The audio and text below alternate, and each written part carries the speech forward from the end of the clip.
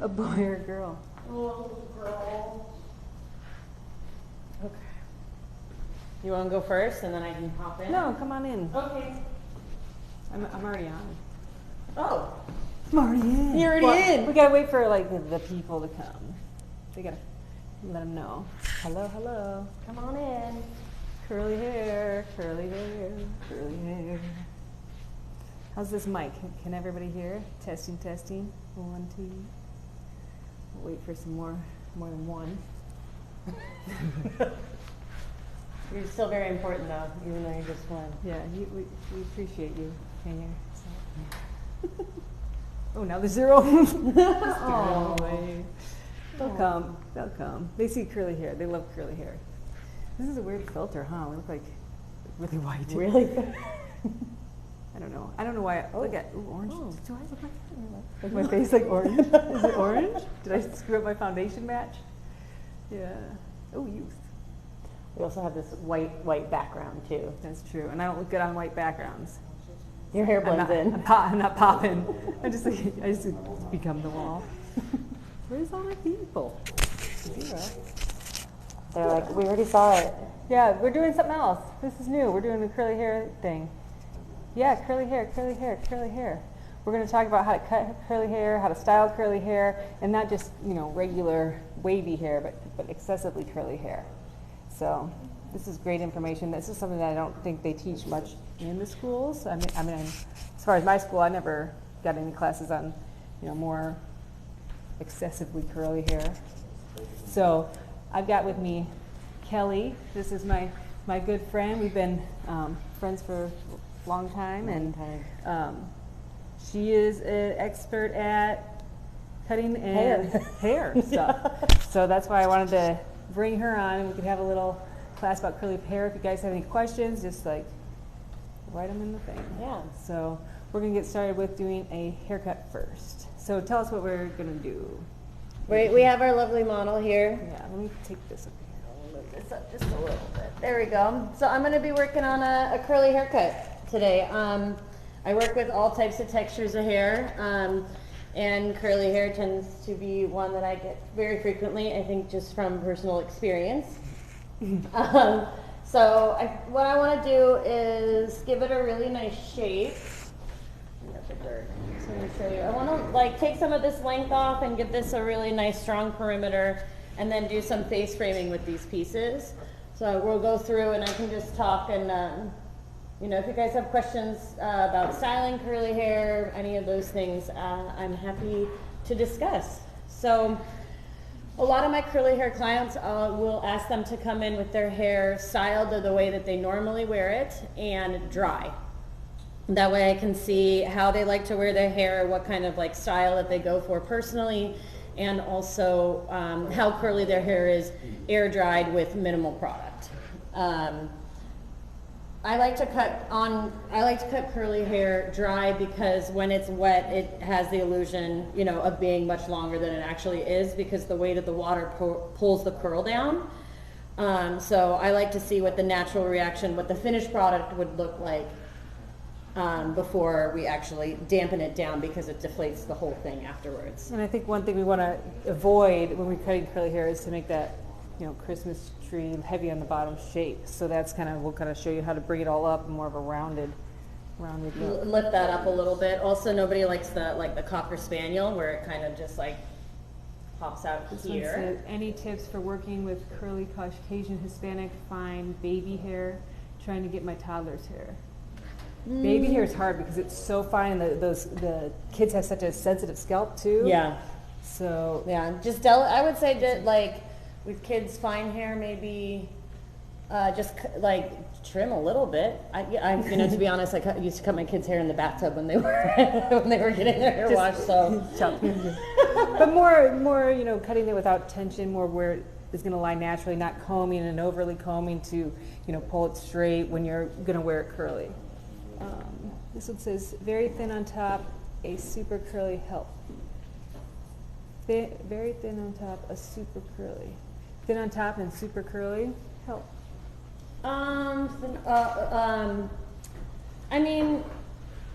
addressing that, I guess, would be taking off length would probably make the top look fuller. And a lot of times people have like very, like more straight on top. I think that's a lot of the porosity of the hair, right? Mm-hmm. Or if you're saying thin on top as far as like density, like if you're losing hair, then, you know, then bringing up that length will, or adding some like, you know, shortness under here to kind of push that top up a little bit will help kind of like camouflage that area. Okay, so what I'm doing here is I am sectioning out the top section, trying to find what sits on top of the hair and what sits below. So just kind of going through and picking out the stuff that is sitting above that round of the head, because this is where we're going to be doing our layering here. I'm going to flip the camera and kind Okay. of take it at a different view just so I can get in there and it's a little easier to see here. So bear with me. Sorry if you No get problem. sick to your stomachs. Okay. So these will be all of our layers on the crown here on the top. So again, we're doing this on dry hair, how they would naturally wear it. Mhm. We're not going to, you know, wash it first and try to comb it straight because that's not what this person is going to. And I'm Wanna do also every not day. brushing this out. I probably won't even really use a comb when I'm cutting this. This is a really visual way. I cut my curly hair clients very visually. So think of it like cutting like a bush rather than pulling sections straight. Exactly. So this is, now what I'm looking for is hair that wants to live over her face and what's going to live on the side of the face. So just seeing where it naturally parts. And working with the columns, the clumps that want to like sit together on their own too. So not like making sure that the roots are super straight, but what is where the columns of hair are actually living. Ooh, I'm getting a troll. Oh Someone no! says I want to find a boyfriend. And then just keeps doing it again. My first troll in my life. Thank you, thank you. I become somebody. I don't think that's how you find a boyfriend. No. Okay. Trolling. Trolling hair videos.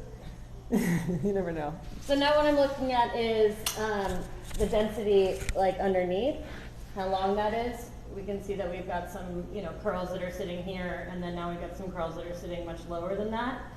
I want to add a little bit of volume on the bottom there, so I'm going to use that kind of as my guide to even out that length and create just a little bit more thickness by bringing these off. Sometimes when like a hair kind of cascades off into nothing, it gives the illusion that it's like more damaged or compromised than it actually is. By giving it more of a defined line, it makes the hair look thicker all over.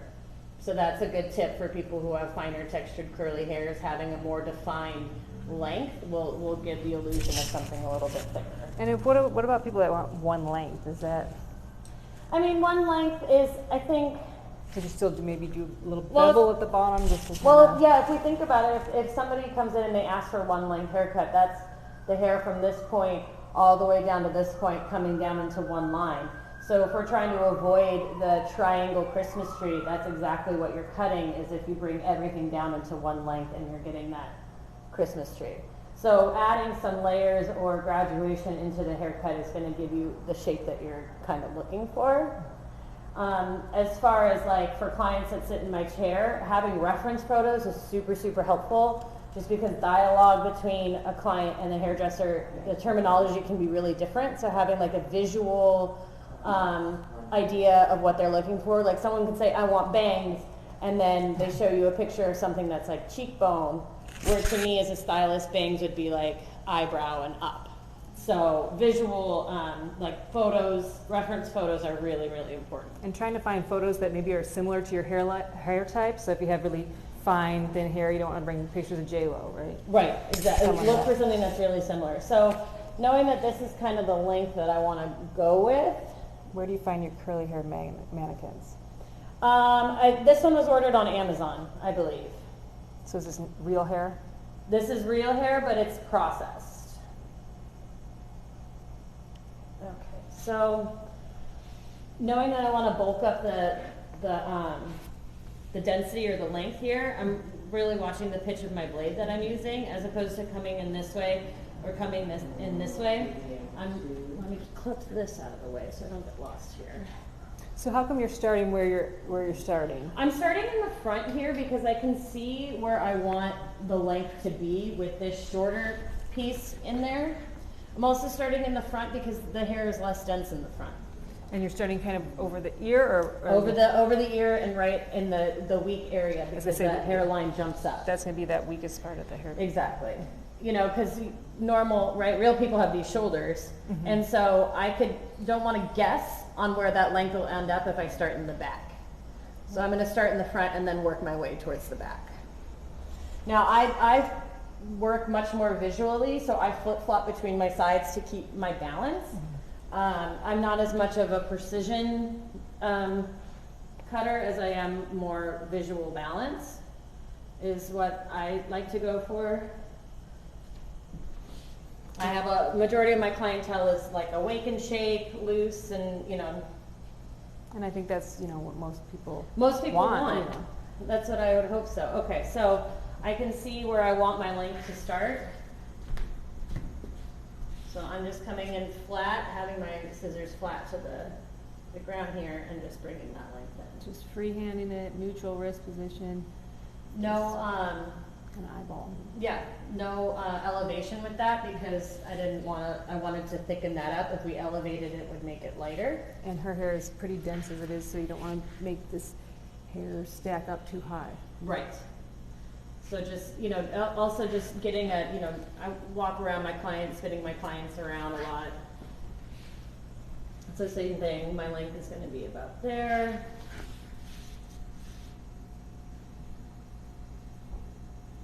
No tension in the hair. I'm not holding it in my hands. I'm just kind of letting the hair fall where it's going to fall. Do you ever use combs with wavy hair? Yes. If I'm gonna do a wet cut first, so if I'm using my razor on wavy hair, then I'll be using a comb, but on my dry haircuts, I'll just rake through with my fingers and not really use a comb much, because I want to see the columns and the way that the curls are falling on their own. And whenever you use a razor, you want to make sure the hair is really wet. Very wet, yeah. Because the razor on dry hair is just not split ends. So just looking visually to see, make sure that I'm balanced on both sides here. What's considered a diva cut? A diva cut is just a brand. Diva Curl created, a hair cutting technique to advertise to people with curly hair. So a diva cut would be somebody who has trained and has experience working with Diva Curl products. Can you use a razor on curly hair? They teach you not. Yes. Yes, you can. What you want to look for when choosing the tool that you're going to use with curly hair is how tight of a curl, how much kickback you're going to get, and how porous the hair is.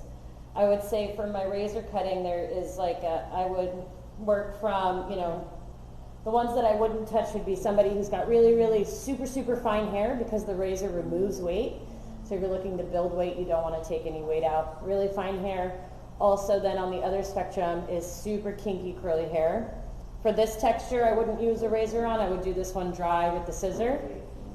But wavy hair, like my hair, I like cut with the razor, kind of curly, and then super fine. So anywhere within that spectrum. But curly hair that sits in this volume world, I wouldn't touch with the razor. And why not? Just because it give you too many. When you're cutting with the scissor, right? You're holding the hair and then you cut it, and you can still see, you're holding on to what you cut. And when you use the razor, you're putting a lot of tension. And right. With the razor, you have to pull that out, use the tension, and then once you hit, this is gone. Boom. Yeah. It's gone. So you don't have as much control. Right. With the razor. And who's the perfect person for a razor cut? Like a kind of a medium texture? Anywhere straight. Straight hair is really nice. Super, super straight hair is great for a razor cut with a bob, because it removes all that weight and you get some swing to it. Would you do it on Asian hair? Yeah, Asian hair for sure. Coarse, really coarse thick, straight Indian hair. horsehair, wavy hair, it enhances the texture, so it adds space so that there's more movement and So it's a lot of taking weight, removing weight from the hair. exactly. And you can go in on a scissor cut and remove weight with the razor after the fact, just to Uh-huh. kind of lighten it up. And So I decided to get down on so that I can kind of see underneath where I'm continuing my line into the back here. Let's put that we're up. doing it like a profile, cutting You it want like me a to move? bush. No, no, you just do you, and I'll Okay. just find my way. So now that I have like my length established here, I'm gonna bring that around into the back. So same thing, no elevation, no tension, just letting the hair fall where it's gonna wanna fall. Just cutting parallel to the floor. Keep making sure that my blade is super flat and that I'm not pushing the hair with the blade either. So just like really letting the sharpness of the scissor kind of cut through.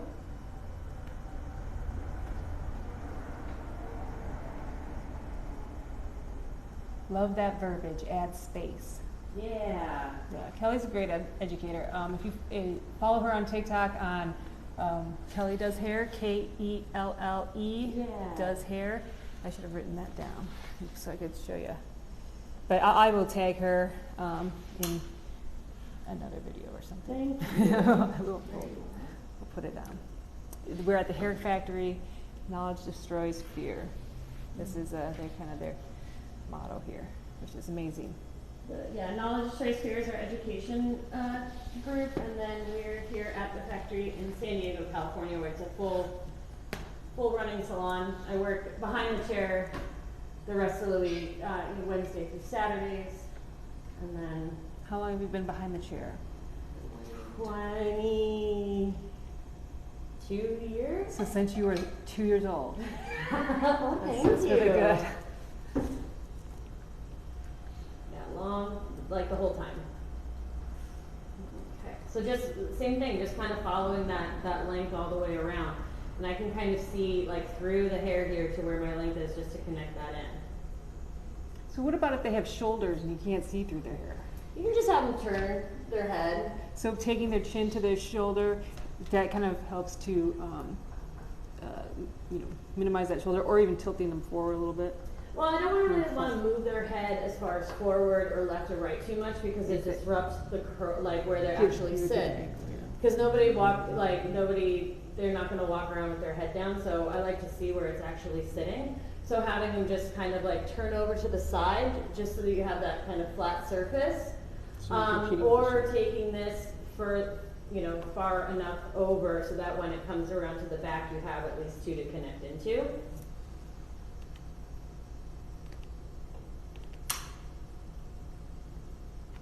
I'm just shaking this loose. Now I found too, working with people, like having clients and working with people that have curly hair, it's really important as the stylist to like listen to how they deal with their hair and what their experiences with hairdressers have been.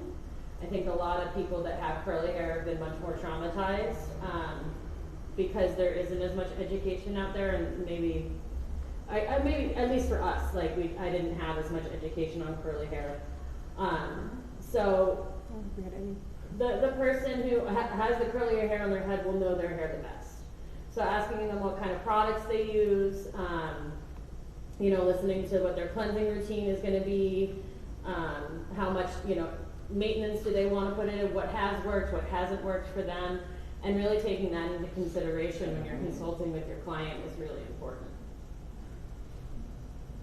And then we'll go over the styling of this and how to do like the diffuser and what products to use. What I would What types of recommend for this products. specific hair texture, there's so many different hair textures out there and so many different curl patterns that are there, that, what I can say what I would do for this specific curl pattern and texture on how to deal with that. Okay. Good. So that was all just no tension, kind of eyeballing it like a bush. Just, cutting it where it's sitting at current moment, and then now I'm just kind of moving it around to make sure that it's all looking balanced and even.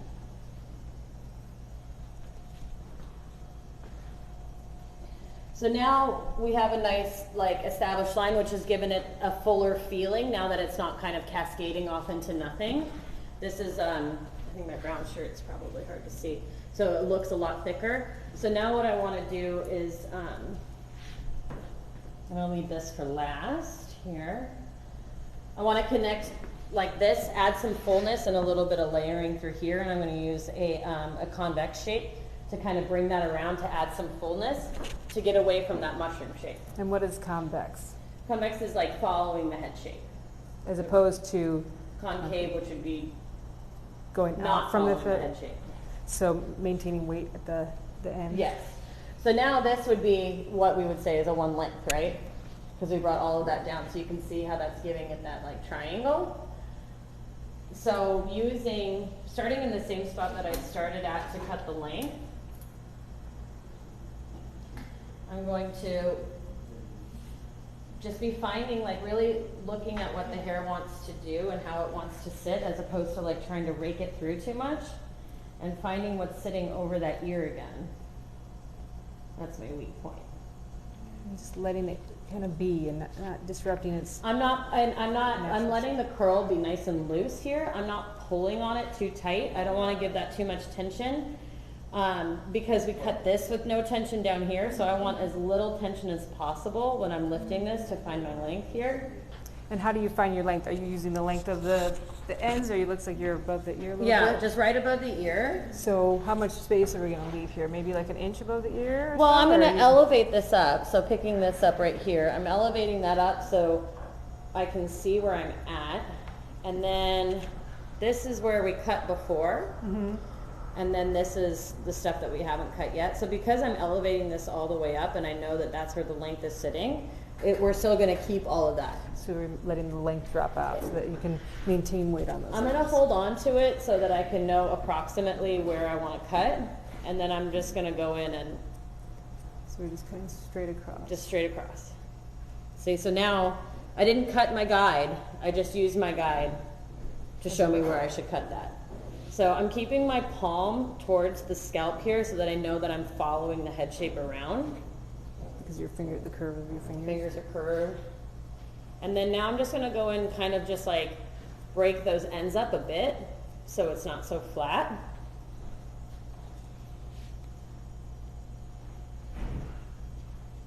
And then I go into my next column here.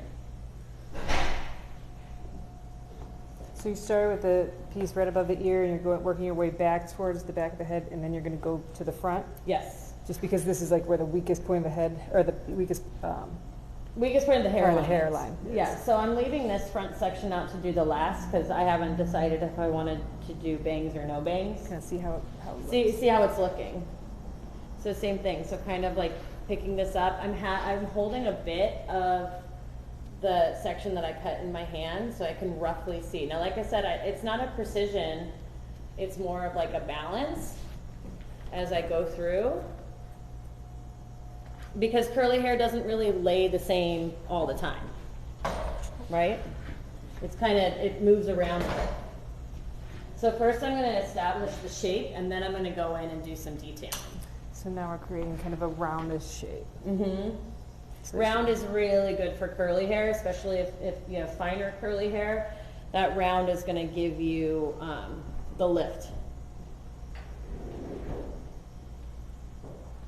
So same thing, I can see my guide through there.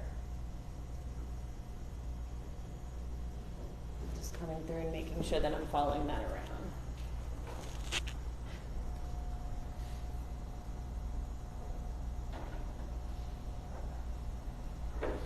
And just nice big sections and just kind of the way that the hair wants to fall into it. So I think curly hair can be scary because, at least to people who don't live with it or have it as a normal, experience in their life, because it just feels so much bigger.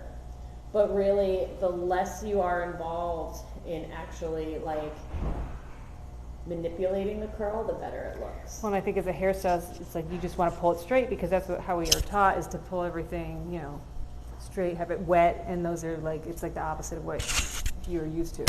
So there's still a ton of control that I have in this right now, but it's just like a little bit of tension. So now I've kind of reached the center back. I'm gonna flip back over to the other side to make sure that I am keeping my balance. I'm doing the same motion all the way through. So starting over the ear again here.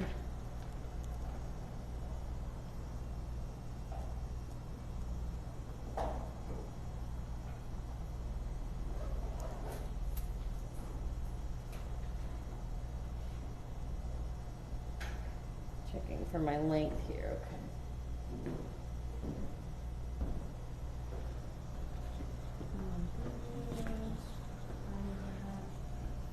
See your length again.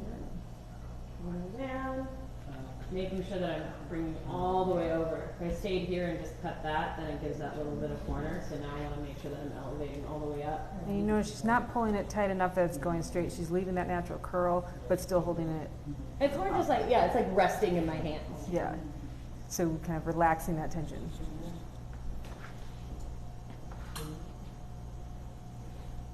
So my, you know, when I'm working on my curly haircuts, like I said, I start with it. They come in, we consult. We start with it dry, and then I do the cutting, and then we go in and we do the styling afterwards, which is similar idea. Is that I don't like to manipulate much of the texture while it's drying. So I will cleanse and then apply. There's a moisture product, and then you want a product that's going to lock in that moisture. So usually I just leave in some a lightweight conditioner inside the bowl after I cleanse, and then add a lock-in product, so either a gel or a mousse to kind of help lock in some of that moisture and control the frizziness. Can these concepts be applied to kinky curls as well? Yes, yeah, absolutely. This is what this is, yeah. So the whole thing here. That's kind of, I mean, this is the curliest doll head we had, but yeah, this is, and yeah, so just really loose tension in my fingers, just enough to hold it in place, but I'm not pulling it away from the head. so now we're creating a nice round shape rather than so heavy down at the bottom. And this will be really cute when she wears it up. She can, you know, have those layers in there so that when she puts it in a ponytail, it's like more of a poof rather than, you know, a long ponytail. Their shape, you know. Yeah. And I think, you know, working with people that have curly hair, like I said, you know, just being really mindful about like what their journey has been with their hair, and, you know, it takes so much longer for curls to gain length because they have to travel like so much further, you know, so being mindful and cutting it dry, you can really see the immediate results and the immediate length. And most people that have really curly hair have probably had a bad experience with it going too short, so they're scared to even cut a layer because they don't want like a bowl on their head. Exactly. So, and then, you know, describing like why you're doing things, you know, like why am I deciding to cut it dry as opposed to getting it wet? I think is really important. You know, having like transparency with your client and explaining it all, I think is just really important. So now what I'm looking for is just my checking to make sure that all of the layers are kind of sitting in a uniform state here. Yeah, which way? All right. Behind you, I can see what you're seeing there. Half of my lives are always like me trying to adjust the camera. So just making sure that all of the piece, you know, that this is looking uniform, kind of like the whole landscape of the haircut, not the individual hairs, but taking a step back and having that bigger picture. Just looking at this whole, like the profile of it. You're not necessarily looking here, but like right around the edges. Exactly. When you work around. So what I'm seeing right now is that I have my layers that I cut here, and then I'm having that bit of a drop off because I elevated that up. Mm-hmm. So I want to connect that visually. So get rid of that. Just corner, a little bit of corner there. So what I like to do is I'll just kind of like loosely grab it and then just like cut into it here. And you can see right where she wants to take that corner off. And that's gonna help it lay really nice. And so that just kind of blends in a little bit more. So I just kind of rake my fingers in and then elevate it off the root.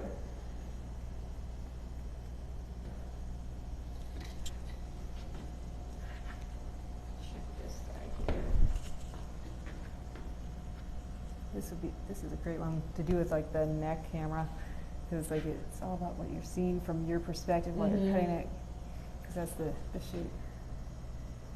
So I'm just texturizing a little bit just to soften those edges so it's not such a blunt line. Right. And giving it that, you know, that polish, that overall, you know, as I pick it up, you can see even the shape that we've created here, following that, you know, that head shape around. And then just taking off any like little bits, because I wasn't doing clean sections, there will be peaks and valleys in it. But curly hair is the peaks and valleys, right? Someone said, are you over directing at all? Not right now, no. Right now I'm just kind of elevating this up a little Just bit. elevating it right from where it lives, just so that it falls right down. We don't want any length towards either side. Just picking it up so that there's a little bit of lift from the root.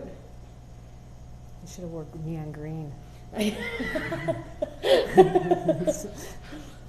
just got these brown pants. The to same match color my as brown, the hair. Yeah. To match the brown shirt. And again, if you guys are just tuning in, it's Kelle, Kelle, does hair. That's her TikTok. Go give her a follow and a Yeah. like. I'm new to TikTok, guys, so let's. She's a newbie. Let's welcome her with open arms because she's an amazing educator and we want to see more. Thank you. And thanks, Carrie, for reaching out to me. Yeah. I was like, you know what? This is a job for Kelle. Okay, so I'm liking that shape. Yeah. I feel like this is cascading really nicely down. It looks nice and full. You know, just moving the hair around so I can see where it's sitting a little heavy. I'm just kind of freehanding, cutting into it really visually. Thank you for sharing your knowledge. Go follow her, Kelle. Yay! Okay, so then now I want to connect it into the front. So I really want to take a step back here and see. I'm going to write your name down on a piece of paper. Real Okay. quick. So I'm going to put this on a tripod here for a second. Where's that paper? Now I'm just analyzing to see like what I want to do with this front part. Kind of just like playing, I'm going to be able just to kind of play around and see if I, you know, would take that shorter, what kind of shape that would give me. If I wanted to do like a shorter fringe. I think I want to keep this a little bit longer, just kind of connect that into that shape in the back, just so that we can have some face framing, but I don't want to lose a lot of that length. Kelle, do you have another piece of paper? Oh, yeah.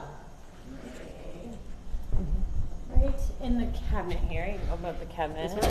There should be like a box of paper. Oh.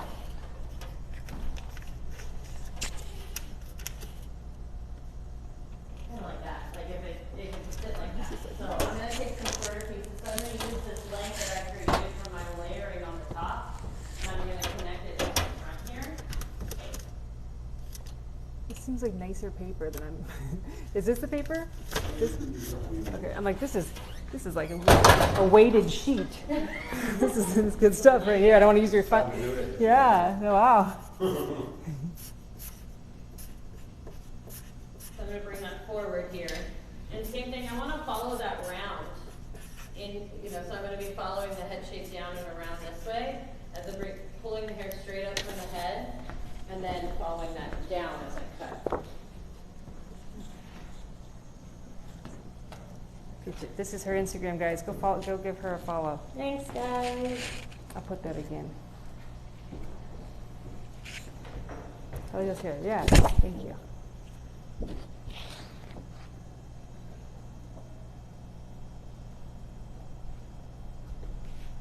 Okay, so now you're working at the front. What did you decide as far as the I wanted face to framing? leave some of that length, but I wanted to give it a little bit of framing, kind of connect that in. I didn't want to do a fringe yet because I think I'm gonna do a couple more haircuts on this doll head before I go for a hard fringe here. Yeah. So nice loose tension. So same thing, my hand mimicking the shape of the doll, or of the head shape, and then just using the length from the top that I created with the layering and bringing that down and around. Do you always section the front part out? Yes, I mean, there's always a front section. The way I tend to cut what falls in the face, what falls on the side, and what falls off of the face and what falls in the back. So I clipped away what was falling in the face beforehand. And then I clipped away the crown where the layers would sit, and then I clipped away what was falling in the face, and then I worked off of those two sections. This is, density-wise, this doll head has like a finer density, so there's not a ton of hair here, but because it's so curly, it has a lot of volume to it. So I took that section, so then now I'm just gonna, same thing, kind of pivot around. And I think that the face framing is the thing that they're going to see all the time when they look in the mirror, so kind of leaving that out, kind of seeing how the whole haircut takes shape, and then adding those details in, or, doing them around that face, that's the part they're going to see. And seeing how short that those layers were brought up, and how the hair was reacting to. Now if I was taking this hair into like a fringe first, or taking it into more of a dramatic short fringe, I would address that first. So it has time to kind of dry and take its shape? So you tackle the focus of the haircut first. That way the rest of it can connect into like what the haircut is, trying to get. So like all of my shag haircuts, I do the face framing first, because that is like the main thing of a shag, right? Is the bangs in the front. If you're doing a bob, you want to address it right over the ear.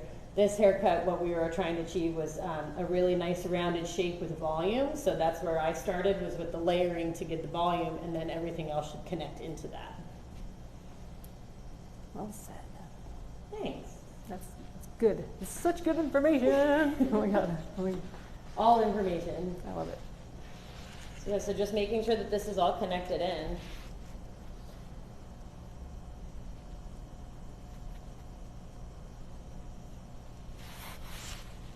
And if you're going to do like bangs on this, I mean, you probably want to, I guess it just depends on what the customer wants, but you'd have to, what would you recommend if she wanted bangs? Like a longer kind of It's so hard to tell, because there's such a wide range of style and fashion. I guess yeah. So reference photos are so important, because someone, like I said, someone can say, I want curly bangs.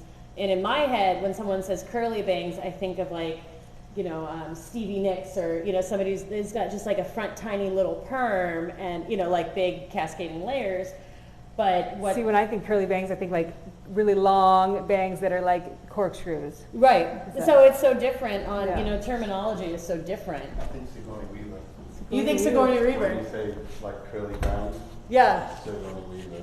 Or where it's like more clunky. So like a Yeah. chunk of bangs. Yeah. So it's, it really depends on like what somebody wants, because they could want like something really short that shows off the curl, or they could want something longer. So for me, if I was to cut like, something more, a fringe into there, I would literally just come in and cut it down this way and cut those pieces off. And then depending if I needed more volume or to remove more weight, I would go in. And why would you cut it down rather than because we want them to lay down. So you're taking that you're almost graduating it essentially, right? Yeah. So I'm cutting it where it should sit. If I took it here, pulled it out, and cut it this way, you're creating that bevel, and it's just not, you're not getting a true read of where it's going to lift. And not cutting it straight down, because you could stab in the eyeball. Probably. Section by lay of the hair verse or V and density essentially. Section by lay of the hair. Density, yeah. Just letting the hair be organic and natural, and letting it do what it's going to do. Exactly. And not trying to fight it and pull it straight, and having them flat iron it, and like having to charge for a blow dry, flat iron, and then cut their hair, and then wash it again, and then curl up and hope for the best. Well, and then if you're doing it that way, you're cutting it in the state that it doesn't live in. And nobody goes and blow dries their hair all the time. Like, I'm a hairstylist, I can't even do it. And if someone's coming to you for a specific curly cut, then that's how they wear their hair. Yeah. if they come in and their hair is flat ironed and blow dried, and then they say, oh, my hair is curly, by the way, then I would cut it as if it was straight hair. So Because that's how they wear it. having somebody come in with their hair the way that they like it styled, it gives so much indication on how you're going to address the haircut. You know, like taking a look at like their clothes and their style, how much makeup are they wearing, you know, like the high heels, or they like Crocs, or they like what kind of personality are they giving you when they walk in, and then you can address the haircut to what they want, what they're showing. It's like when someone comes in, they're like, I don't know, what do you think? It's like, I don't know you. Like, what are your friends? Bring your friends in, you know, or like, let me look at your closet Let first. me see your Instagram. Yeah, like I don't know who you are and how much you want to change, and I can't like base that if this is the first time I meet you. Like, give me an idea, a direction, and then I can take over. But Right. come with a plan. You gotta have a plan. You gotta have an idea of what you want a bit, and then you can work on it to like individualize it for the client itself. So what are you doing here on top? You're taking sections and kind of cross-checking? So now what I'm doing is like I'm seeing that it's just, you know, like we kind of have this a little bit of this shelf here, and because we kind of brought this all the way up, I'm just kind of doing a cross section here over the kind of like headband sections, and just elevating this up to see if I have that space and that separation in between each all of the strokes. So basically, you're looking for that corner. I'm Right. looking for like even amount of like peak and valley. Oh, okay. Here, because I want movement. So if everything was a really flat straight line, you're not going to get any movement in any like. You're gonna get more of a shelf. Yes, exactly. So by having that peak and valley in there, you're going to have those like tiny little curls and tendrils kind of clumping together on their own, which gives it, you know, that really pretty soft curl look. Also, because we do want to add movement, because curly hair can be a bit of like a helmet. Yeah. So making sure that there is enough space in between all the curls to create movement. It's an analogy I like to use is like a water bottle. If you have like a water bottle filled up all the way with water and you move it, you don't see any movement in there, even though the water's moving. But if you add a little bit of air into the water bottle, then you can see the actual movement of the water. Ugh, blowing my mind, Kelly. Good job. And then, like, if you pick up another piece, can you show me exactly like what you're seeing and what you're gonna cut? Yeah, and here, why? let me do it. Come right over my Yeah, shoulder, and yeah. I'll do it right here on the Because light. it's like we all know, okay, we're supposed to pick up the hair and cut, but what are we looking at? What exactly are you seeing when you take that space out So, or add that space? so out? if you can see on the let me get right Here. okay. Do you want to hold it? Yeah, I can hold it. Okay, so on this side, you can see how this has much more fluidity and movement to it, even when you like actually move the hair. There's like bounce and air, right? Now I haven't done it on this side yet. And when you move it, it kind of just all moves in one unit, as opposed to each of the individual curls kind of like taking its bounce. And this almost looks like it lays a little bit flatter, where like people don't want this huge shape. Right. They want like more of a flat hair, because you don't want to be standing in line in front of someone and like your hair's in their mouth. Right? Exactly. So you want more of like this to kind of The fall. cascade, yeah. So And not be like this. So you get to take the. So what I'll do, here, you want to hold that Yeah. again? Let me bring her up and I can show you. So here in this front area, now that I'm gonna bring this up, and looking just at this like last little bit here that I'm holding in my hand, you can see how that's like really flat, right? Yeah. So what I want to do is create peaks and valleys, kind of like, yeah, like a teeth with a comb, and just break that up and take out some of those curls so that it kind of goes up, down, up, down. So it's going to create more movement rather than being more Exactly. stable, flat shelf. It's just really kind of detailing that and customizing it to make the hair have movement. So now it moves, like their individual curls kind of move a little bit more, as opposed to it just being super flat. Creating the space for move. That makes sense. That's really smart. You need air for movement. Yeah, because then otherwise it sits in this whole, just a one, like a one unit. But when you create that air in between, you get more of these little tendrils. Yeah. Right? And it shows off the curl more. Yeah. So I would, to make sure here. So do that same thing where I'm looking for those pieces, where I just lift, kind of like grab it from the root here and lift that up, and just make sure that everything's falling into a really nice, that there aren't like fallen soldiers, no one left behind. Everybody has a place to live here. All are welcome here. All are welcome. All are invited, all are welcome, all, you know, working together. Eventually, we will put you to work, so don't, you know, no freebies.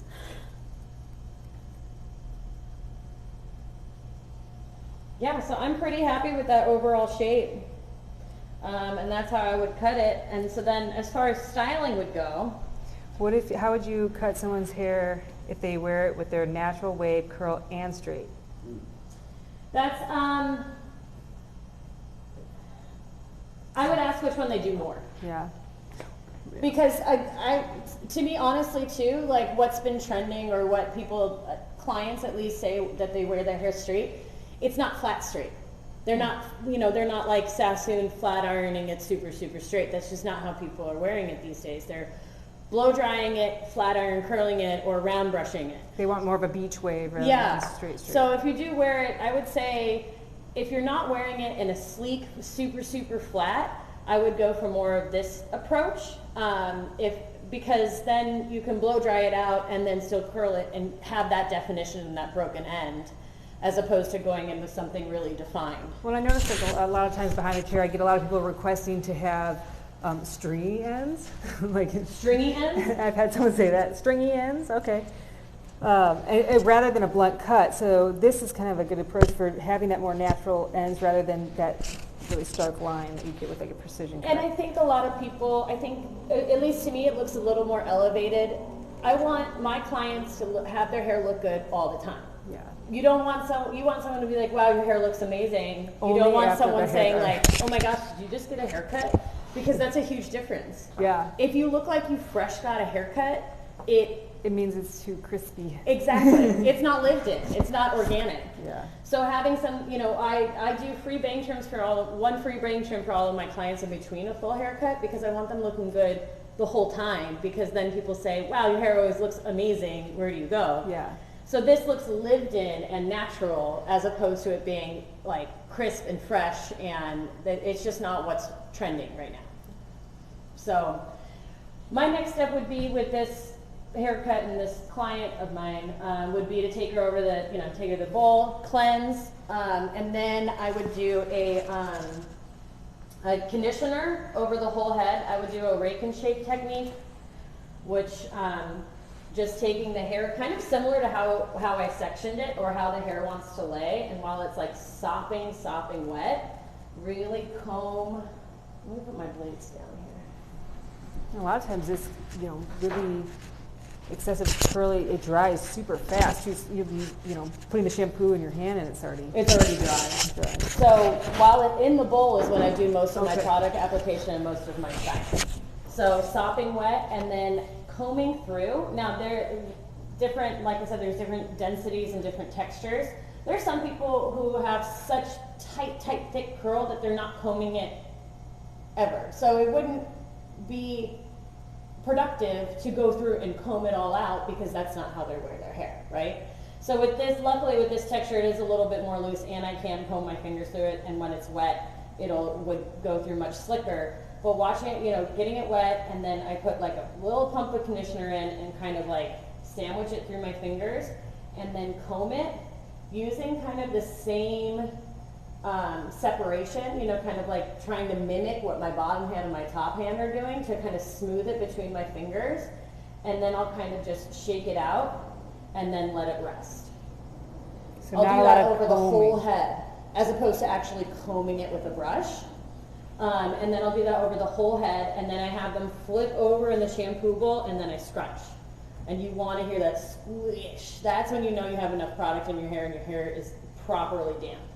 So the type of product you say would be like what, a leave-in conditioner at first? A leave-in conditioner, or even just a very, very lightweight conditioner. So what I use at my back bar here is the Volumizing Conditioner, just a regular conditioner, a little bit with some water. is the product that I kind of make. And then and then when you squish it, you should see drops of water and have it really, really soaking wet. And why volumizing rather than like a moisturizing? I think a moisturizing might be too heavy because we don't want to like weigh it down completely. We just want to add moisture. We don't want to add weight. We want to add like hydration. Yeah. It would be the difference. So the conditioner will help with some of the frizz and even out the porosity. And then you go in with something that's going to lock that moisture in. So like depending on how tight they want to curl, a gel on top of that would give you a really tight curl. A mousse would give you a little bit more of a softer curl. And then like another cream on top of that will give you like a calm down curl. Does that make sense? Mm-hmm. And so then kind of going over again, you know, after we squish, then we'll go over again. Then you can see as it's starting to dry what your problem areas are, or what the kitchen. So you want to address the kitchen first.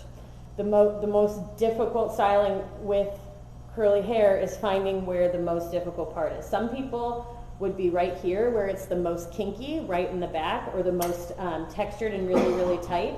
Some people it's around the hairline. So when you put that lock-in product in, address the kitchen first. So for this one specifically, what I'm noticing is that I think just because of where she's been sitting on her doll head shelf, is that here is more frizzy. Mm-hmm. So I would address this area first. So I would take my lock-in product, put it on, same thing, kind of rake it through, scrunch it in, and then move on with the rest. And frizz is just that hair basically going different directions and knocking into each other. Right? They're not, they're just like not copacetic, right? Like these tendrils are kind of coming together. But there are, you know, and people will have different hair textures throughout their whole head. So someone could be really, really curly at the crown, or like even at their neck. I know I have a lot of clients who are much curlier around the nape and in the back, or even around their face. They're super curly and could be really straight on the top. So how would you address that? Because I see that a lot, like where they have the top layer that's really straight, and then a lot more curls underneath. So I would address, it depending if they want to be more curly, to take the straight part and make it more curly first, and then address the bottom. Or if they want to be straighter, address the curly part first, and then go to the straighter part. So whatever part. The hardest one to deal with. Because first. That's got to have the product the fastest. Exactly. And then I would diffuse after I applied all the product, which is like an attachment on your hair dryer that you can get. Most hair dryers, you can get like a universal diffuser. This is what I have on mine. It just attaches onto the top of the hair dryer. And the goal of using the diffuser is it breaks up the air distribution. So it's not concentrated in one area, blowing a bunch of air into pushing the hair. We want the hair to sit in its most natural state possible as it's drying. So I do a high heat and a low airflow, so it's not moving the hair while it's drying. We want to evaporate the product in the water with the heat as opposed to pushing the water out. And I find, like, at least for my hair that's very fine, the more wet my hair is when I apply product, the better it is, because then it can kind of evaporate when you're blow drying it, rather than just, you know, when my hair is 80% dry, I'm going to look like a drowned rat if I Exactly, you know. Exactly. And so then the high heat, and then we just kind of hover over it. And the hardest part, I think, is just being patient and letting that hair dry all the way. So with hers, you wouldn't come up into it? Mm-hmm. Because go around. we just go around it. And is that different if someone has more wavy hair? Because I tend to like to twist it and kind of put it in the diffuser, and it gives it nice beach waves. But this wouldn't work with that, because that's not going to be a beach wave. Exactly. It's not gonna, because you're disrupting the curl pattern that it sits in naturally. So you're not touching it all with the diffuser, just going around the outside? I would say until about 80% dry. And then going in. And then I have them flip over upside down, and then hover again, right? And then I'm going like up. So up this way, and then hovering. Still, and then I have them flip to the side, and then hover. And then I have them flip to the other side, and then hover, until it's like 80% to 90% dry. So it does take a long time, but I want to mimic the natural drying process as much as possible. So do you dry it all the way, or do you leave it at 80% and then let it air dry? I dry it all the way. So my curly cuts take a long time. Sometimes I'll put them in a hood dryer too, just to kind of. I would think you need a big hood dryer, or you put it on. We have a low. Clamazon. Oh, I don't know what that is, but that sounds great. It's just like a big heater. We have one from the 40s. It's basically a bag and a vacuum cleaner. So it just applies heat. There's not a lot of movement. Oh. Because the movement while it's drying is what's going to create frizz. So if you get it all the way dry, then you can put your hands through it. So I'll take like a comb, a rat tail comb, and kind of then at that point kind of lift the roots and kind of squish it in as it, you know, that last part is drying. Every time you say something amazing, I'm going to put up your little sign here so they know. So we don't want to move the hair around. We kind of just want the curls to sit in their natural state as it's drying. And then I always, whenever the hair is drying too, I always want to make sure I have a little bit of product on my hand. I don't want to have dry hand on wet hair, because that's, your dry hand is going to absorb the product. So having a little bit of product on your hand when you're touching the hair, when you're manipulating it, is just going to keep it from getting frizzy.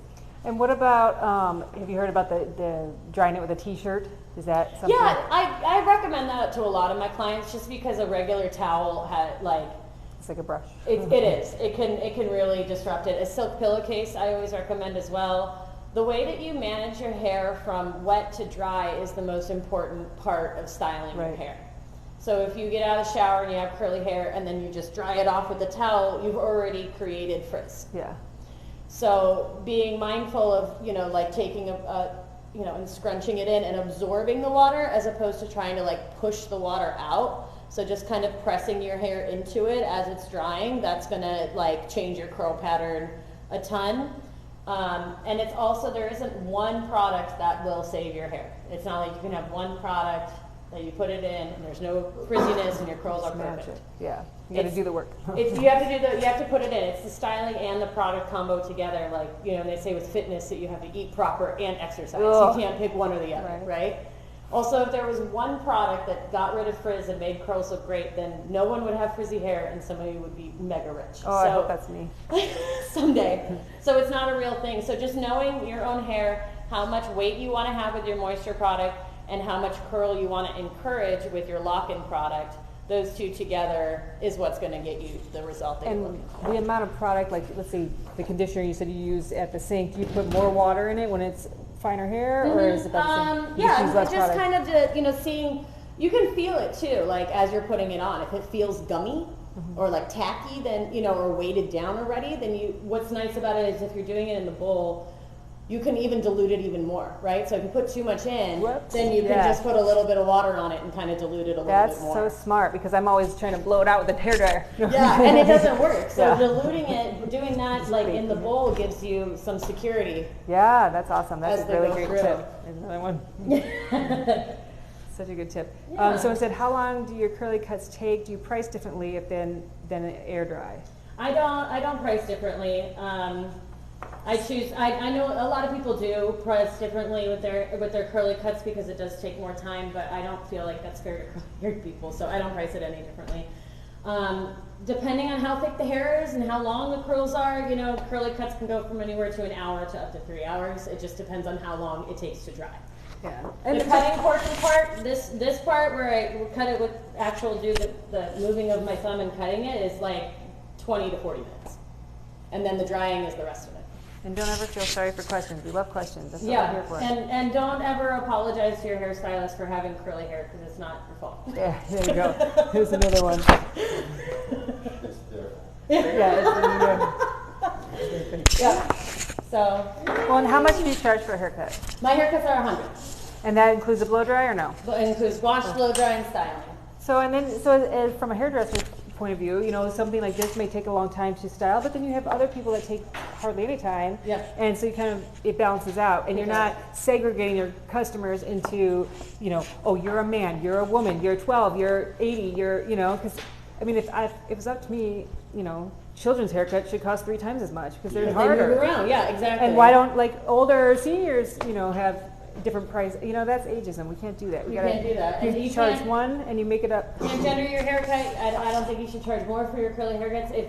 I know a lot of hairdressers that have been embodying like charging per hour, and that's something that I've incorporated into my coloring. Yeah, I was gonna say that's probably more color. It's more coloring, so I'm 100 an hour, and then with my hair colors, so a haircut's $100, and then I can't charge somebody who has a little bit of hair less, so I'm not going to charge somebody who has a lot of hair more.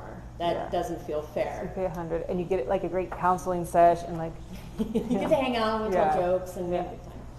And how much time do you leave in between your customers, or does it all depend on them? And Depends on how busy I am. I like to have, I mean, there's usually no time. yeah, Because I will go and usually like try to style and go until I can't, because I like playing with hair. So until the next person comes in, yeah, they're like, and okay, then you're I'm done. like, okay, you're done. But yeah, so I think we do have a bit of a gap recently. We allot some cleaning time because of COVID. So Yeah. they have been marking in 15-minute gaps in between my clients. But I have a wonderful salon manager who manages all my books, so I just get to show up and cut hair. That's amazing. It's really nice. That's the best thing about, you got to find a salon where you have, you know, a great team that works together and they complement each other and just love like to do hair and have a vibe. It's everybody like does their roles really nicely, and it's been nice like with social media, because I've been developing a clientele that I actually get along with too. That it's not like, you know, because we're on like the same vibe, so it's like you can tell like who goes to who by the way that they're styled. Like, oh, when that's they one of come Kelly's. in. Yeah, oh, another mullet. All right. That's awesome. So, come check us out. We're Knowledge Destroys Fear. We do hands-on cutting classes. We have, we do virtual cutting classes all the time. I'm a razor specialist with Knowledge Destroys Fear, but I also am a full-time behind-the-chair stylist. Thanks, Carrie, for having me on your TikTok today. So everybody go follow Kelly. Yay! She's a great educator. TikTok, Instagram, all the things. Kelly does hair. Yes. Yeah. It's just a Kelly. She's doing the hair. All right. Well, thank you guys so much. I know your time is valuable and something you can never get back. So appreciate you spending it with me today. And happy hair Thanks, cutting. guys. Yay! Cool name. And we're done. Any online classes? Oh, yes. Tell them about Yes. your online Oh, classes. online Lots of classes. education online, and Yes. it's great price and so much information. We have all of our information for online classes at Daniel Joseph Muldoon Instagram page. There's also some information on Instagram, Knowledge Destroys Fear. What's the website? Or Yeah, the what's- website, knowledgedestroyfear.com. We offer a ton of virtual classes. We have hair cutting theory classes, we have razor classes, we have all types of information, all virtual through Zoom. So And these guys are just like top notch. You can't find better educators, so check it out. come check us out, guys. Yeah. Have a good one, guys. Bye.